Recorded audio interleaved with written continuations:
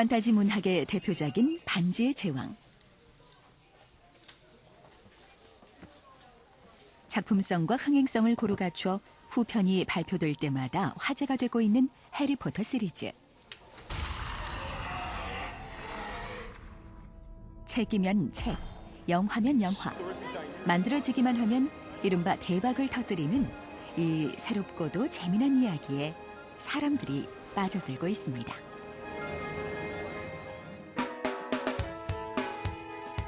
그래서일까요? 요즘 온라인 게임, 영화와 광고, 애니메이션 등 다양한 장르의 매체에서도 이 새로운 이야기에 관심을 쏟고 있는데요. 사람들의 마음을 움직이는 이 새로운 이야기의 정체는 무엇인지 디지털 시대가 낳은 환상적인 이야기 속으로 떠나봅니다.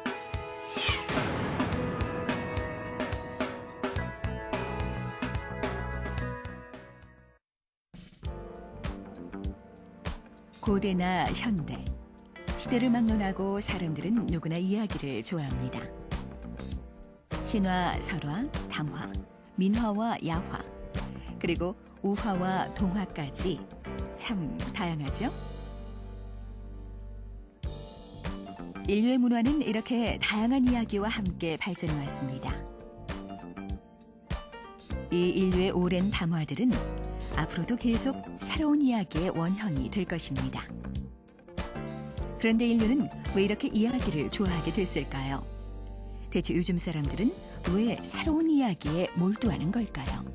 근데 실제로 이야기는 굉장히 넓은 범위로 쓰입니다. 왜? 이야기는 우리가 어렸을 때부터 할머니한테 듣고 그 다음에 어떤 사건에 대해서 우리는 끊임없이 이야기를 하죠. 이야기는 우리가 세상을 파악하는 굉장히 중요한 방식이에요. 즉, 이 세상은 굉장히 불가해하고 복잡하고 이해하기 힘든 일들이 많아요. 사람들은 끊임없이 이 세상을 해석을 하죠. 최혜실 교수는 사람들이 이야기를 통해 세상을 만나고 세상을 해석하는 방법을 찾을 수 있어 이야기에 취하는 것이라고 말합니다. 이야기란 어떤 사건을 겪은 사람의 경험이 전달되는 것이기 때문에 사람들의 호기심을 자극한다는 것인데요. 하지만 21세기 이야기는 인류의 시작과 함께 등장한 오랜 이야기와는 그 개념이 사뭇 다릅니다. 그래서 우리 시대의 이야기를 그냥 스토리가 아니라 스토리텔링이라고 표현합니다. 이야기와 말하기, 그리고 현재 진행형의 의미를 담고 있는 스토리텔링. 이야기 내용을 스토리라고 하고 이야기 형식을 담화라고 할 때 스토리텔링은 스토리와 담화, 그리고 스토리가 담화로 표현하는 과정, 이 세 가지를 모두 포함한 단어인데요. 이것은 프로그래머와 사용자, 프로그램과 프로그램 참여 행위의 경계가 허물어지는 디지털 환경의 특징 때문입니다. 이러한 디지털 환경 때문에 디지털 스토리텔링으로 불리기도 하는데요. 디지털 기술에 의해 달라진 매체 환경에 맞게 이야기 내용과 이야기 표현을 바꾼 것이 바로 디지털 스토리텔링인 것입니다. 디지털 매체에는 너무 당연하게 멀티미디어가 쉽게 되잖아요. 그러니까 아주 상호작용성이 강하고 현장성이 강하고 그다음에 멀티미디어가 자유로운 이야기로 디지털 스토리텔링을 들 수 있습니다.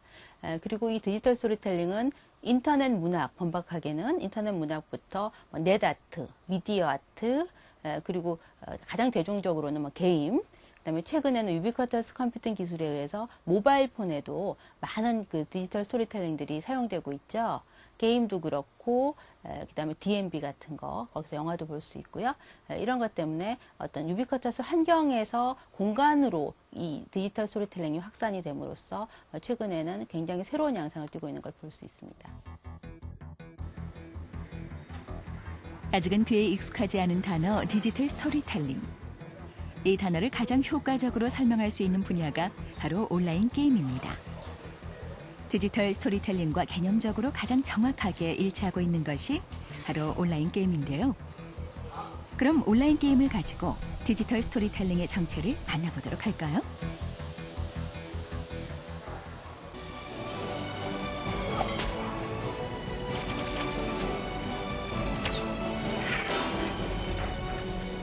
지난 98년 세계 온라인 게임 시장을 뒤흔든 대작 리니지와 후속 작품인 리니지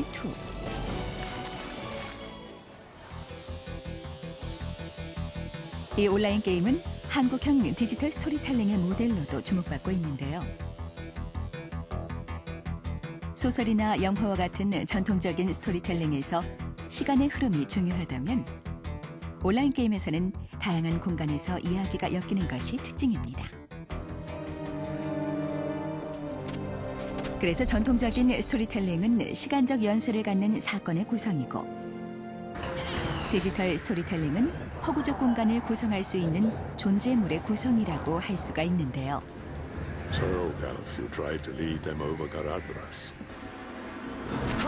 공간 중심의 스토리텔링이 전통적인 문학의 관점에서는 낯설고 이상할 수 있지만 새로운 이야기를 갈망하는 사람들에게는 낯설고도 신비로운 경험을 주어서 이야기의 구성이 좀 더 새로울 수 있는 것이죠.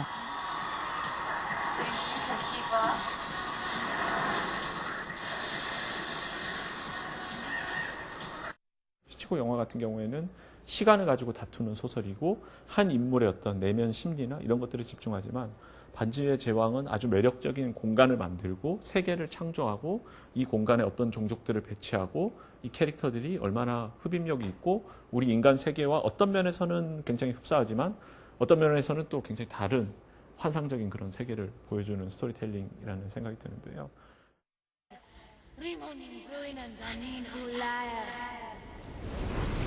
디지털 스토리텔링의 또 다른 특징은 이용자가 스토리의 작가이자 독자이며 또한 주인공이 되도록 이야기가 개발된다는 점입니다.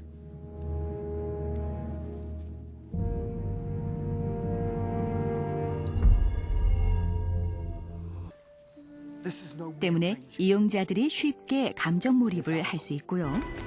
스토리에 녹아든 상상력과 창조력은 이전에 존재했던 어떤 이야기와 비교할 수 없을 만큼 흥미롭게 전개됩니다.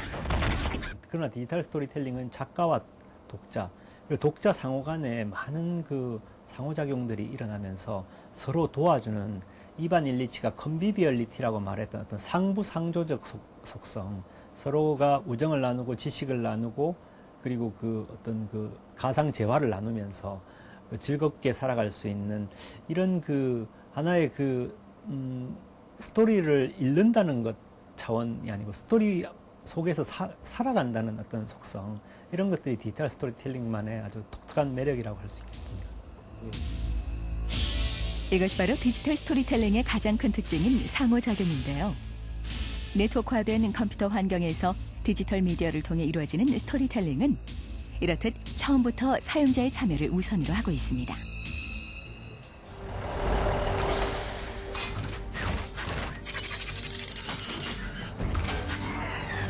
물론 전통적인 이야기 예술에서도 상호작용은 존재했습니다.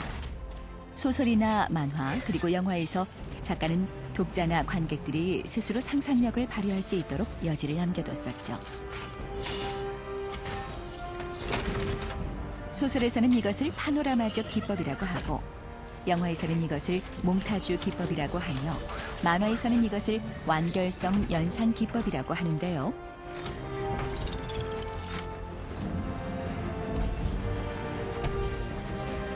이런 기법을 통해서 사람들은 같은 영화나 소설을 보고도 다른 해석을 할 수 있었던 겁니다. 그러나 그 이야기 자체가 변하지는 않죠.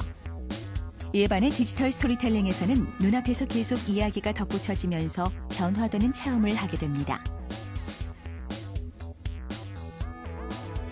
사이버 공간이라는 현실 속으로 들어가 스토리를 선택하고 조작하며 편집하고 게다가 다른 사용자와 의사소통을 하며 함께 이야기를 변화시킬 수 있기 때문입니다.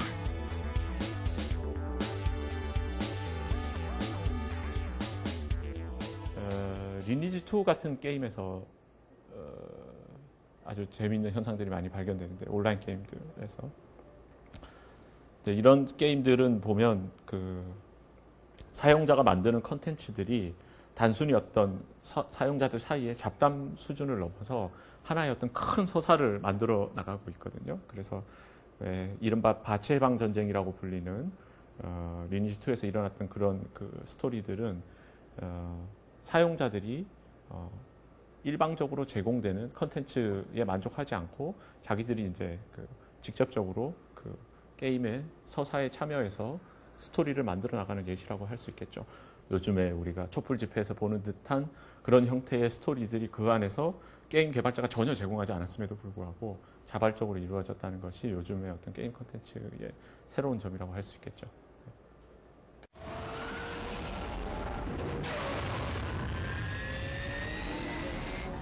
이야기 틀과 이미지, 동영상과 상호작용성이 완벽한 허구적 구성을 만들고 이곳에서 사람들은 인류가 꿈꿔왔던 새로운 상상의 공간을 갖게 되는데요.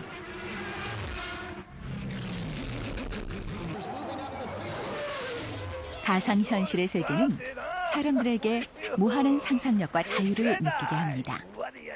자기만의 무한한 상상력 날개를 펼 수가 있고 또한 대리만족을 하는 거죠. 제가 하늘을 날아다니고 과거도 여행하고 미래도 가보고 항상 상상 속에 생각하던 일들을 내 자신이 직접 소설 속에 들어가서 경험하는 그 이상 무엇인가 더 많은 걸 경험할 수 있다고 생각합니다.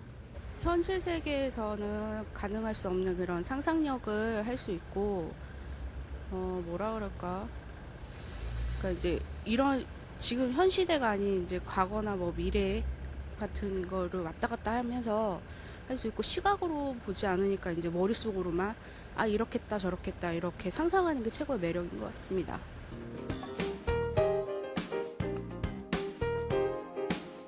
그런데 사람들은 왜 현실에 만족하지 못하고 가상현실 세계에 관심을 갖고 또 거기에 빠져든 걸까요?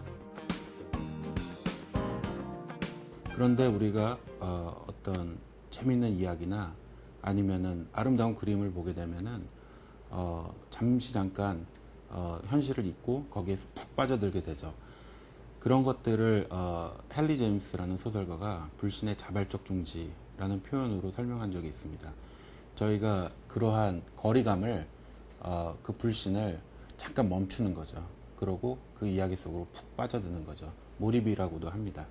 더더군다나 시공간의 장벽도 뛰어넘고 물리적인 한계도 뛰어넘고 더욱 극적이고 더욱 재미있기 때문에 우리로서는 빠져들지 않을 수가 없죠.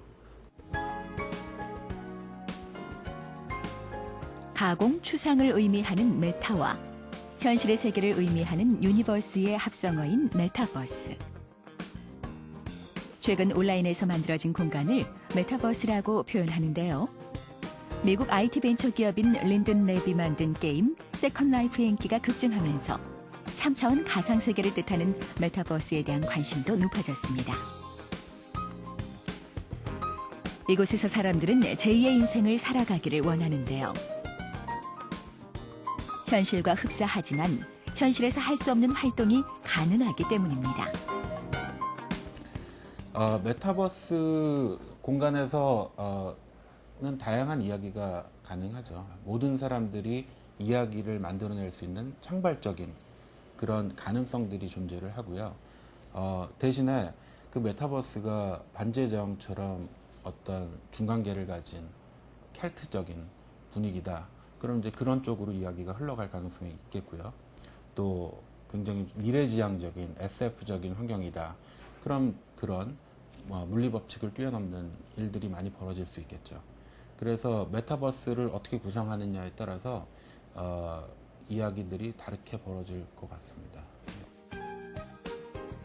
메타버스의 등장으로 사람들은 제2의 삶 또는 새로운 놀이를 갖게 됐는데요. 그런 이들이 디지털 환경에서 누릴 수 있는 새로운 이야기. 그것이 바로 디지털 스토리텔링인 겁니다.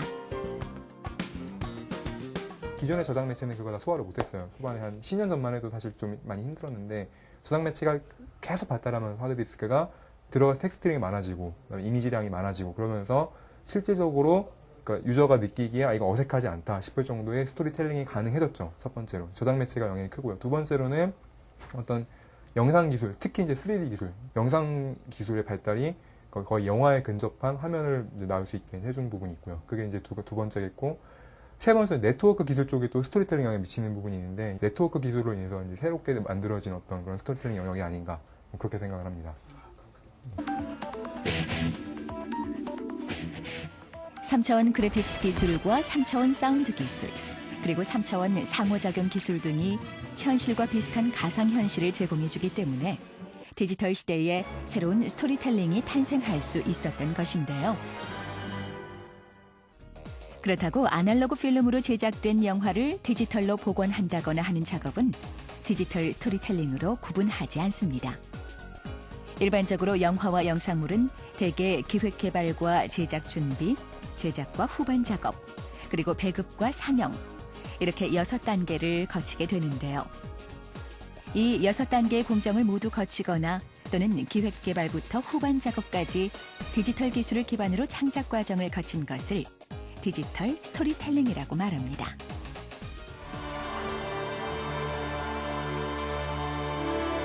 국립중앙박물관에서 특별 전시했던 황금의 제국 페르시아전의 영상인데요.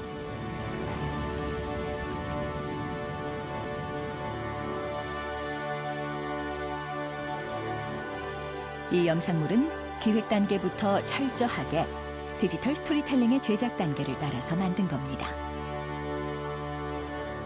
관람객의 어떤 시선, 가상적인 시선을 따라서 공간별로 이렇게 따라가는 흐름의 스토리를 구성을 했습니다. 그래서 관람객들이 이제 처음부터 끝을 보면은 자기가 이렇게 공간을 이동하는 것처럼 마치 이렇게 자기가 유적 현지에서 공간을 돌아다니는 것처럼 이렇게 구성을 해서 전체를 그 영상 전체를 보고 나면은 마치 이제 현지에 있는 유적을 모두 감상한 듯한 느낌. 그다음에 실제 유적을 통해서 이제 그 과거는 어떤 모습이었는지를 이제 유추할 수 있고 그런 것들을 이제 스토리 흐름에서 많이 감안을 했습니다. 관람객들이 유적지를 찾아가듯 그 과정 그대로 이란에 가서 고대 페르시아 유적인 페르세폴리스를 찍고 거기에 컴퓨터 그래픽을 입혀서 과거에 찬란했던 문명인 페르세폴리스를 완벽하게 재현해냈습니다. 이란은 이제 어떤 나라인지, 페르세폴리스는 어떤 곳인지, 페르시아는 어떤 문명을 가진 나라였는지를 조사하는 이제 이렇게 관련 연구 작업이 필요했고요. 그 다음에 그걸 가지고 저희가 컴퓨터 그래픽으로 복원을 해야 되기 때문에 실제적으로 고고학자나 역사학자들이 어떠한 그 연구 성과들을 냈는지 그것들을 또 자료 조사를 했습니다. 그걸 통해서 또 관련 고증과 자문을 받았고요. 그래서 이제 그러한 실제적인 고증 작업, 고증의 엄밀성을 바탕으로 해서 이란 현지에 가서 촬영을 했고요. 촬영한 화면, 실사 화면을 가지고 이제 컴퓨터 그래픽을 통해서 이제 부분적으로 합성하는 작업이 이루어졌습니다. 그리고 이제 포스트에서는 거기다 음악을 붙이고 또 여러 가지 이제 특수 효과를 써서 최종적으로 이제 그 전시 영상 콘텐츠가 만들어지는 작업이 이루어지게 됩니다. 최근 이러한 웹뮤지엄 또는 사이버 박물관이 국내외적으로 각광받고 있는데요. 관람객들이 사진이나 사료로 정보를 접하는 것에 그치지 않고 3D 입체 영상물을 통해 직접 체험할 수 있기 때문입니다. 실제로 박물관에 가서 볼 때는 실감은 나지만 그것이 관객에게 전해줄 수 있는 정보의 면에서 가질 수 있는 어떤 한계랄까 이거를 뛰어넘어서 거기다가 관객이 원하는 방향으로 관객이 어떤 층이냐, 어린이가 보는 것이냐, 혹은 어떤 역사적인 그런 거에 굉장히 전문적으로 관심을 갖는 사람이 보는 것이냐, 그런 여러 가지 관객의 기호라든가 관심 분야에 따라서 그거를 보는 순서 혹은 거기에 딸린 여러 가지 지식들 이런 것들을 맞춤 형식으로 전달해 준다든가 그런 면에 있어서 디지털 스토리텔링을 요소를 가미를 하면 훨씬 더 인터랙티브하고 그리고 효과적인 관람이 되겠죠.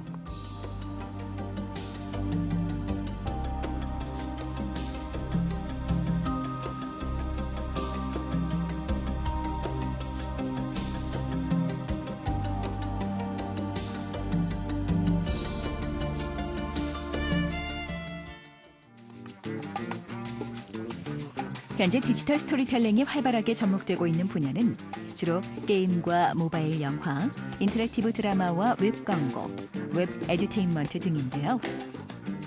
웹 광고 쪽은 어떻게 디지털 스토리텔링이 이루어지고 있는지 알아볼까요?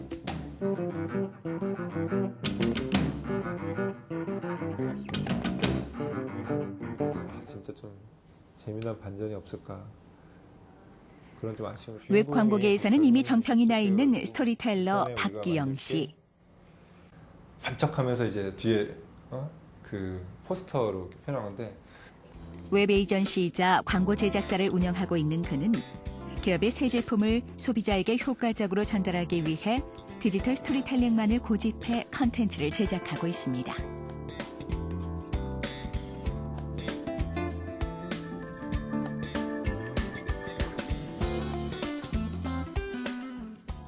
스토리텔링이 사실 이야기만의 구성으로 이렇게 된다고 보지 않거든요. 그러니까 아까 몰입이라는 얘기를 했었는데 몰입을 하는 거는 그 이야기하는 그 주제와 더불어서 그 환경이라고 보거든요. 예를 들어 뭐 저희가 자주 비유하는 것 중에 예전에 할머니가 손자에게 이야기해 줄 때 그 단순히 할머니가 아주 이야기 잘하는 스토리텔러여서 그 재밌다기보다는 할머니 뭐 무릎에 앉아서 그냥 어둑한 방 안에 조용한 또 할머니의 또 그 뭐 냄새나 또는 그 따뜻한 조명 아래 그러니까 모든 환경이 이루어졌을 때 우리가 몰입을 하는 겁니다. 즉 그 기존에 쓰던 이야기들이 아까도 말했듯이 그 자체가 가장 스토리가 제일 중요하지만 그러니까 디지털 예를 들어 아까 뭐 인터랙티브한 그 환경은 그 디지털 스토리의 굉장히 주요한 특징이라는 부분인데 그것도 사실 그런 환경을 만들어주는 어떤 특징이라고 저는 보거든요. 창작자 또는 작가의 의도만 담은 이야기는 이제 이 시대에는 통하지 않는다고 그는 말합니다. 소비자 또는 수용자의 적극적인 참여가 이루어지지 않는 이야기는 이 시대가 원하는 스토리텔링이 아니라는 것인데요. 내가 즐길 수 있는 어떤 참여자로서 또 적극적인 그 수용자로서 그 관객이 변하는 부분이거든요. 그렇게 봤을 때 사람들이 기존에 그냥 듣는 것이 아니라 내가 주인공이 되고 내가 그 이야기에 내 이름이 노출돼서 어떤 주인공이 된다면 훨씬 더 몰입을 할 수 있는 환경이 되는 거죠. 왜냐하면 그것이 기술이 도움이 된다면 되는 거 되고 가능하죠. 스윗 디지털 스토리. 달콤하고 재미있는 이야기를 만드는 것이 그의 모토입니다. 주로 재미난 플래시 애니메이션이나 감성적인 드라마로 제품의 메시지를 전달하려는 것인데요. 이 역시 사람들에게 가장 어필할 수 있는 주제로 사람들이 자신만의 이야기인 양 자연스럽게 빠져들어 참여할 수 있게 제작하고 있습니다. 그의 작품들을 통해 그간 디지털 스토리텔링이 어떻게 발전해 왔는지 알아보도록 하죠. 도 있고 소통이 단절된 어떤 두 주인공이 뭐 이런 디지털을 이용해서 서로가 소통이 이루어졌다는 어떤 그런 스토리를 만들어 놓고 그 속에 이제 클라이언트의 어떤 제품이나 메시지가 녹여 들어가 있었어요. 그걸 이제 PPL이라는 방식으로 프로덕트 플레이스먼트 방식으로 집어넣는데 여기에 이제 특징은 사람들이 봤을 때 이것이 어떤 광고적으로 보기보다는 이 두 주인공의 이야기에 몰입을 하게끔 한 거죠. 실제 어떤 커뮤니티를 하나 만들어서 사람들이 자기의 어떤 상상의 이야기를 적게끔 했어요. 그리고 우리가 그것을 제작한 쪽에서 사람들의 상상을 실현해준다는 의미로 그 사람의 상상의 이야기를 애니메이션으로 제작을 해서 올렸어요. 그러니까 매주 한 명의 상상인을 뽑아서 그들의 이야기를 이런 식으로 컨텐츠로 만들었고 그걸 또 그 사람을 또 인터뷰를 하고 굉장히 그러니까 한 1년 동안 이 커뮤니티를 유지하면서 만든 것 같고 또 책으로도 만들고 이제 그런 방식으로 해서 굉장히 홍이 좋았던 상상 커뮤니티라는 작업이었고 실제 뭐 제작 과정을 보면 이렇게 실제 정말 세트를 만들고 정말 사실 제작하는 과정은 기존의 뭐 영화나 드라마 제작하고 다를 바가 없어요. 그래서 뭐 진짜 뭐 미니어처에 뭐 수중 촬영이 뭐 여러 가지 다양한 표현 기법을 해서 만들었는데 이때 적용된 건 이걸 실제 동영상을 집어넣게 된 거예요. 영상을 내서 실제 영상을 화면에서 이 영상이 돌아가면서 예전에는 사진과 사진을 교체했다면 지금 이제 실제 영상을 그대로 적용을 했기 때문에 더 적극적 활동을 했던 작업들이었죠. 냉장 주스가 입에 딱 붙지 콜드가 아니면 입에 과거 광고들이 제품의 쓸모와 상품성을 홍보했다면 요즘은 이렇게 브랜드가 가지고 있는 이미지 자체를 홍보하는 경우가 많습니다. 이른바 브랜드 아이덴티티 마케팅이라고 하는데요. 어떤 이미지를 스토리화해서 소비자에게 기억시키는 광고들이 주를 이루고 있습니다.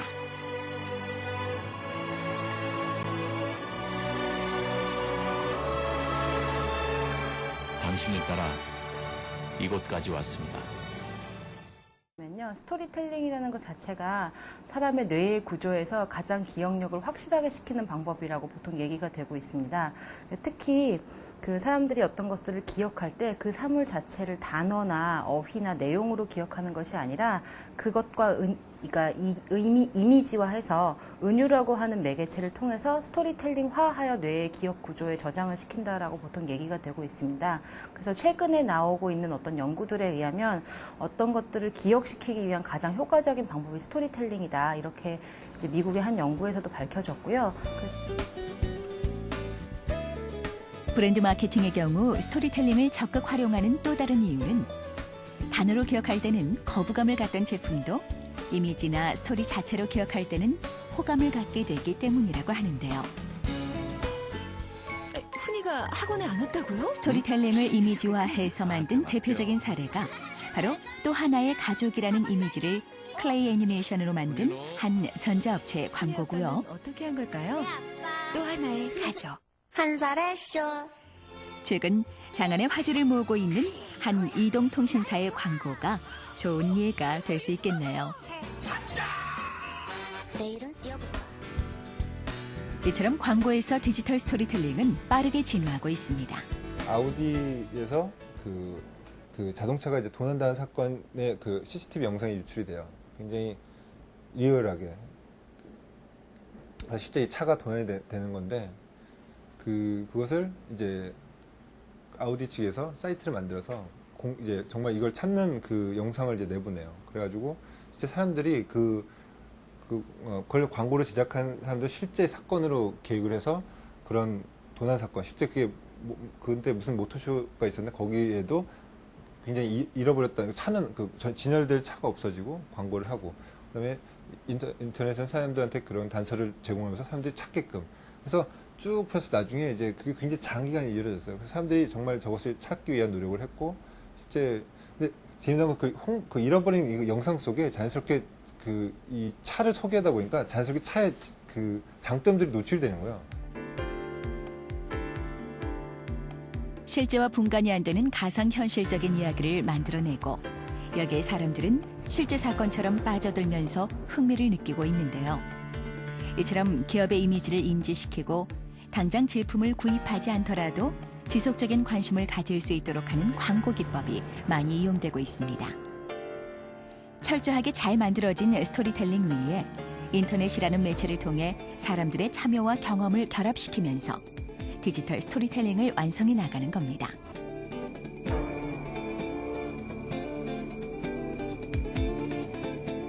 모든 이야기 예술의 창작은 만약에서부터 출발합니다.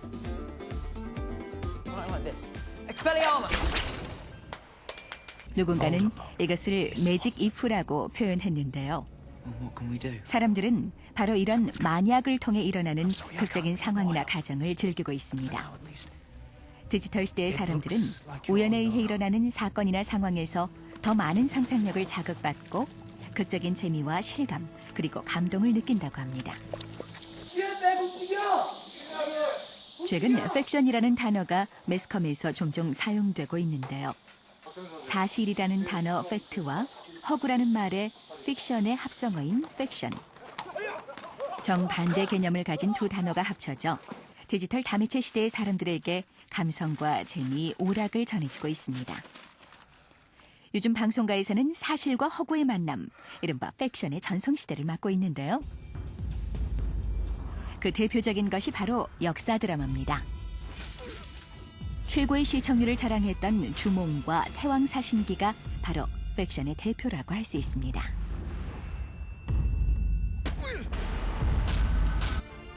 난 사람을 죽이러 온 것이 아니야. 살리러 온 것이지. 이 팩션 드라마라고 하는 것이 과거의 그런 역사물 같은 경우에는 우리가 과거의 역사적인 사실이 혹은 인물들이 어떻게 있었다, 그런 것들을 철저한 역사적 고증을 통해서 우리가 일방적으로 이제 보게 되는 그런 드라마가 위주였다라고 하면, 이 팩션 드라마라고 하는 것은 사실은 그런 실제로 존재했었던 과거의 인물이나 사실들에 이 작가들이 나름대로 창의적인 상상력, 허구적인 상상력을 결합을 시켜서 재미와 오락 요소를 같이 함께 보여주는 이제 그런 드라마 장르라고 할 수가 있습니다. 사실 전달이라는 무게감에서 벗어난 디지털 시대의 새로운 이야기 방식. 픽션 공간에서 마치 게임을 하듯 주인공의 여로에 동참한 시청자들은 그것이 역사적 사실인지 아닌지에 의미를 두지 않습니다. 사람들은 그저 드라마 세계에서 창조된 새 공간에서 여러 시간과 다양한 공간을 오가며 모험을 즐기는 것뿐인데요. 이에 따라 드라마 제작 역시 점차 디지털 스토리텔링의 창작 기법을 따라가고 있습니다. 지금까지 우리가 가지고 있던 아주 일방적인 그런 이야기 구조에서 오히려 마치 게임처럼 중요한 어떤 인물 혹은 배경 이런 것들을 찾아내는 그런 작업이 우선 필요합니다. 스토리텔링에 상당히 허구적인 또 아주 창의적인 이런 것들이 다분히 많이 참여가 되기 때문에 그것들을 이제 이미지로 어떻게 구현을 잘 해낼 수 있을까 하는 그런 기술적인 측면에 대한 이해도 분명히 필요하다는 거죠. 예를 들면 3D라든지 아니면 그 컴퓨터 그래픽 같은 이런 것들을 보다 그 이미지 텔링에 적합하도록 발전시켜 나가는 그런 어떤 교육, 뭐 그런 것들도 같이 한꺼번에 이루어지는 것이 이제 제대로 된 디지털 스토리텔링의 뭐 창작 기법이다, 뭐 그렇게 이야기를 할 수가 있겠습니다.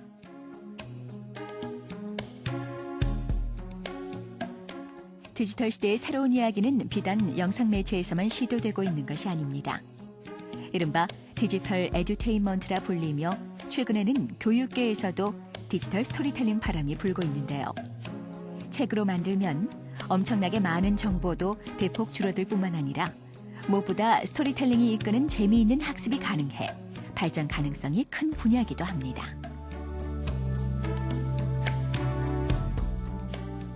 학생들한테 고전적인 방식으로 그냥 외우고 암기하고 이해하고 익혀라 이렇게 가르치는 것은 학생들이 굉장히 고역이 될 것 같아요. 힘들고. 이제 그렇기 때문에 여러 복잡한 정보 중에서 유의미한 정보를 뽑아내서 전달하는 가장 유용한 방법이 에듀테인먼트 스토리텔링이 아닌가. 이제 그렇기 때문에 그 에듀테인먼트 스토리텔링이 필요하고요. 이제 이거는 약간 본질적인 경우인데 거기에 플러스돼서 에듀테인먼트 스토리텔링은 기본적으로 어떤 학습 대상에 대해서 의욕이나 동기가 학습을 해야 되는 상황보다 낮을 때 에듀테인먼트 스토리텔링이 굉장히 효과적입니다. 초등학생이나 중학생이나 공부를 해야 된다는 이제 의무감은 있는데 왜 해야 되는지, 그리고 다른 걸 하고 싶은데 공부를 해야 되는 강요가 많을 때, 그럴 때는 에듀테인먼트 스토리텔링이 굉장히 효과적입니다. 그 얘기는 덧붙이면은 에듀테인먼트 스토리텔링이 만들어낼 수 있는 부가가치가 상당히 크다는 걸 알 수 있죠. 이렇게 여러 매체에서 다양하게 접목되고 있는 디지털 스토리텔링. 따라서 스토리텔러들의 역할은 이제 창작자를 넘어 멀티플레이어여야 합니다. 디지털 스토리텔링 구조를 만드는 공학적 속성과 아트워크를 하는 디자이너의 속성, 그리고 스토리텔러의 속성을 모두 파악한 종합적인 소양을 가져야 하는데요. 전통적인 스토리텔러에서 디지털 스토리텔링의 선두주자로 변신한 이인화 교수에게 디지털 스토리텔러의 역할을 알아봤습니다.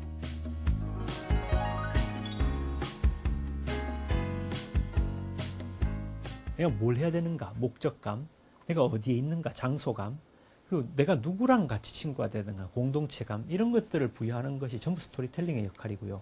이런 스토리텔링이 없는 단순한 3D 인터넷에는 사용자들이 활동을 할 수가 없습니다. 이런 것이 이제 디지털 스토리텔링의 중요한 속성이라고 생각합니다.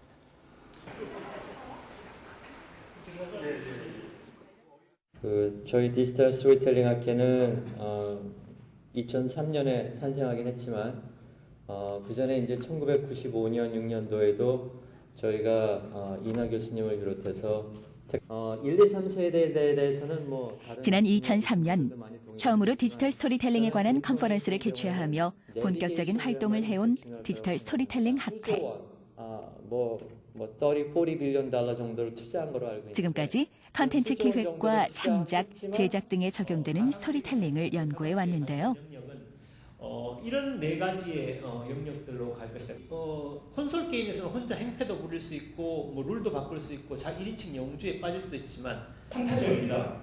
지금 해리포터나 반지의 제왕이나 에라곤이나 최근 나왔던 황금 나시판이나 이런 모든 것들이 기존의 원작 소설을 기반한 고대 소설을 기반한 판타지형인데 애니메이션을 제가 영화나 다시 극장용 장면으로 스토리텔링을 변형시킬 때 가장 중요한 게 오늘은 한 차원 높은 한국형 디지털 스토리텔링의 발전 방안을 논의하기 위해 모였습니다. 어른들이 잘 안 보는 거다라고 해서 자료가 되지 않을까 그렇게 생각하고 디지털 시대의 스토리텔링이 발전하려면 어떤 조건들이 더 채워져야 할까요? 앞으로 디지털 스토리텔링은 더욱더 생활 속으로 이렇게 확산되어 갈 그런 추세입니다. 근데 앞으로는 이게 이런 WWW, 월드와이드 웹의 어떤 2D 인터넷은 월드와이드 심의 3D 인터넷으로 변환되게 되어 있습니다. 근데 이 3D 인터넷 시대는 기존의 버추얼 월드 혹은 MMORPG적인 이런 3D 게임의 그런 월드가 확장된 형태의 그런 3차원 인터넷이 주류로 자리 잡게 되고 이런 3차원 인터넷이 펼쳐지는 세계의 개성과 그것의 어떤 매력을 더하는 것이 이제 디지털 스토리텔링의 역할입니다. 일단 매력적인 캐릭터를 만드는 게 가장 중요한 요소라고 생각하시면 될 것 같습니다. 그러니까 아까 말씀드렸듯이 원소스 멀티유즈가 필요한 이유는 한 대중들이 본인들 주변에 있는 어떤 새로운 동반자의 개념으로 생각하는 경우들이 많거든요. 여러 가지 물건들.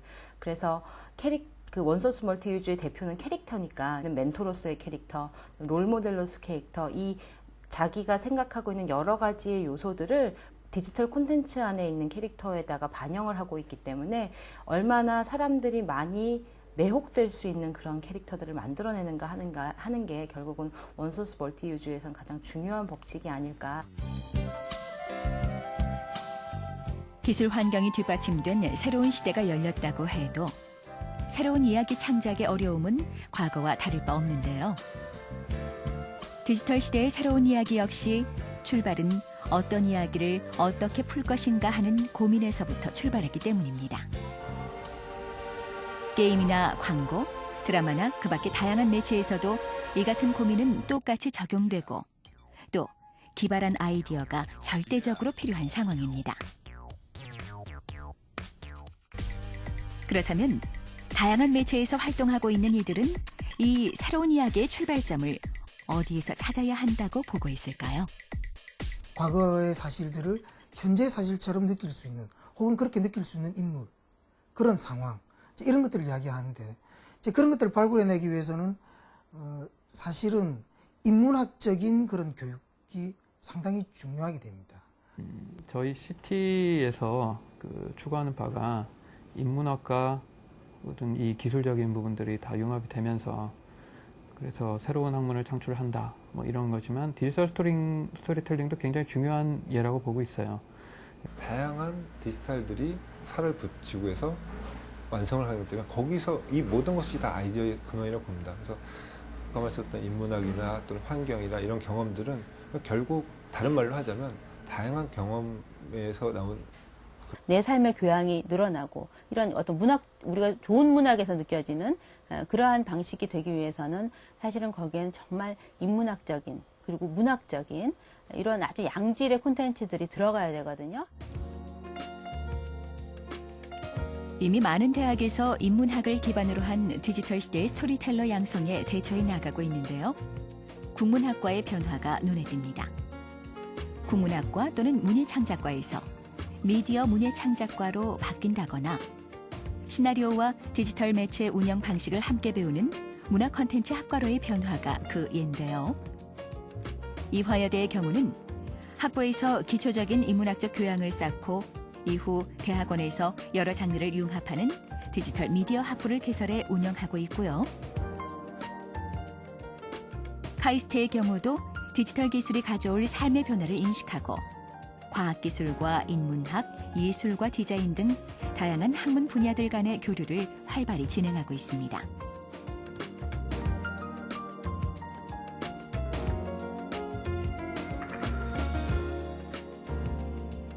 이 대학은 디지털 미디어와 문화산업의 결합을 추구하는 새로운 학문 분야를 만들기 위해 문화기술대학원을 설립하기도 했습니다.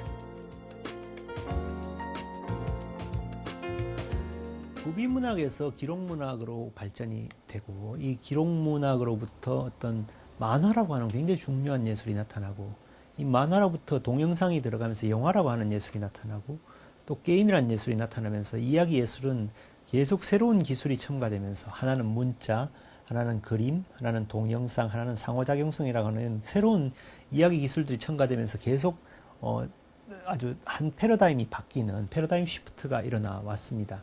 근데 이런 패러다임 시프트에도 중요한 것은 그 패러다임에도 불구하고 그 이야기가 추구하는 어떤 인간적인 삶의 어떤 그 의미들, 무엇이 가장 그 인간에게 의미 있고 품이 있는 어떤 삶인가라고 하는 것에 대한 어떤 질문들은 변하지가 않았다는 것이죠. 현대적 의미의 스토리텔링이 등장하기 전부터 이야기는 가장 대중적이며 대표적인 여가 활동 중 하나였습니다. 그래서 이야기 속에는 인간의 삶이 있고 시대가 있으며 문화가 녹아 있는데요.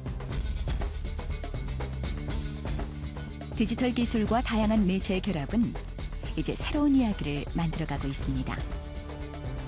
상상력 가득한 즐거운 세계가 펼쳐지는 이야기.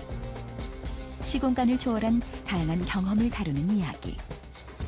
디지털 시대, 그 새로운 이야기의 역사는 이제부터 시작됩니다.